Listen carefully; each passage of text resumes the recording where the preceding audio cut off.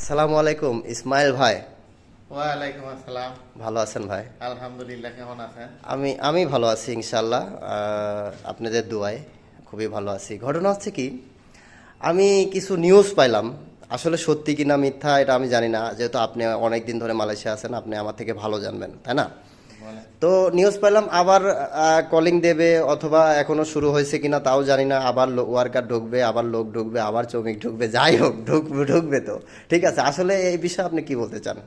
এ বিষয়ে কি বলবো, এই বিষয়ে এখন কলিং দেওয়াটা এটা হচ্ছে এই দালালদের পকেট ভারী করার একটা মানে যে পদ্ধতি আর কি। ঠিক আছে, মূলত এখন মালয়েশিয়াতে তো লোকের কোনো অভাব নাই। অভাব নাই, জি। So many people coming Malaysia last calling. So there are very no work. Food also don't have, cannot eat. So go back also cannot because no money. No money, no money. It is a very crisis.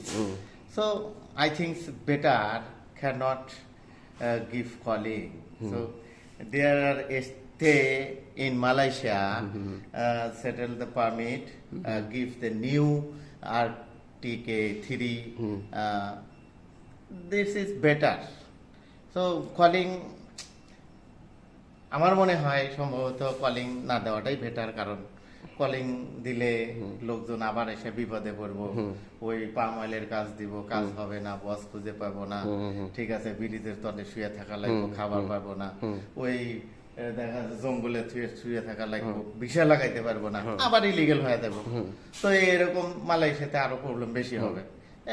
Better calling না দেওয়াটাই better. আর এরকম ওই ভাইরা তো দেশের থেকে তো মনে করতেছে যে ও যাওয়ার পরে তো টাকা কামাই করবো, আমরা অনেক টাকা কামাই করবো, অনেকে গেছে মানে অনেক টাকা কামাই করতেছে এটা মনে করতেছে, কিন্তু আসার পরে সে মানে বুঝতে পারে যে হ্যাঁ, is very difficult, not easy.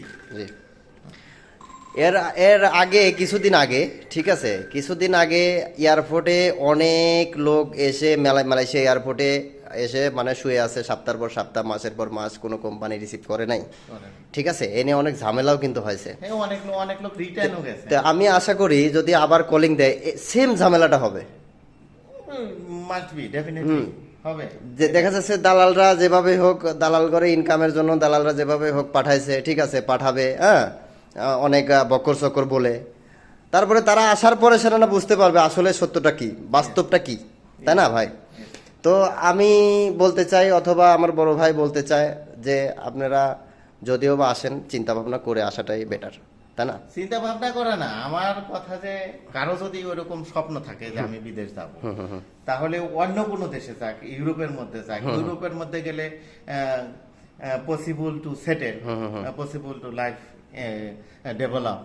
তো Malaysia is not better, I think so. তো আপনি বলতেছেন মালয়েশিয়া বাদ দিয়ে অন্য কোনো রাষ্ট্রে যাক, অথবা ইউরোপ কান্ট্রিতে যাক, যে কোনো কান্ট্রিতে যাক, কুয়েত যাক, দুবাই যাক, ঠিক আছে, সৌদি যাক। সৌদির অবস্থাও মোটামুটি মালয়েশিয়ার থেকে বেটার, তাই না?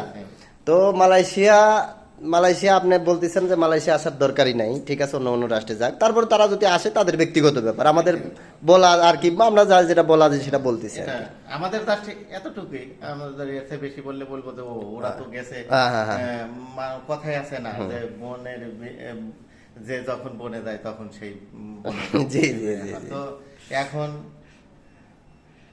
আমাদের বলা যেটা যে না আসাটাই বেটার। আসলে কোন পরিস্থিতিটা হবে এটা তো আমরা ফেস করতেছি, আমরা বুঝতেছি যে না আসার পরে এরকম মানে সিচুয়েশনে পড়বো তারা।